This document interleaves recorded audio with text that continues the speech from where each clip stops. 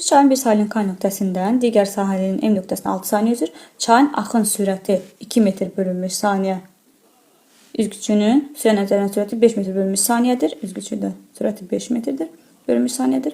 Elin məsafəsi 12 metr olarsa çayın enini hesablayın. Bizdən çayın enini istəyir. Buranı gəlin bir ellə işarə edək. Elin məsafəsini həm axının sürətinin hesabına, həm də x proyeksiyası hesabına qət edir. Onda gəlin biz V2-ni proyeksiya ayıraq. Yazaq V, Y, digər tərəfi isə V, X proyeksiyası. Elin məsafəsi üçün onda yazarıq ki, S bərabərdir. V, X çıxılsın V1, çünki sürətlər əksinədir, əks istiqamətdədir.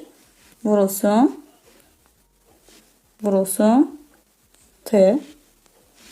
Elin məsafəsi 12 metrdir, yazırıq 12 bərabərdir. V, X çıxılsın. Axın sürəti V1 2 metr bölünmüş saniyə, zaman da 6 şərtdə verilir.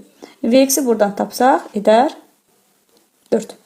Deməli Vx 4-dür. Yəni V2-nin x proyeksiyası 4 metr bölünmüş saniyədir. Onda Vy proyeksiyası isə Faqar teoremindən 5-in kvadratı 25, 25 çıxsın 4-ün kvadratı 16, o da edir 9 və 9-dan da kök 3 çıxır. Onda Vy 3 metr bölünmüş saniyə edir. Bizdən də el soruşurdu, yəni çayın enini soruşurdur. El bərabərdir. Çayın enini isə üzgüçü Vy proyeksiyası hesabına qət edir. O da Vy vurulsun T ilə hesablanır. Vy biz 3 tapdıq. T 6 saniyədir. Buradan da edir 18. Çayın eni isə 18 metrdir. A variantı.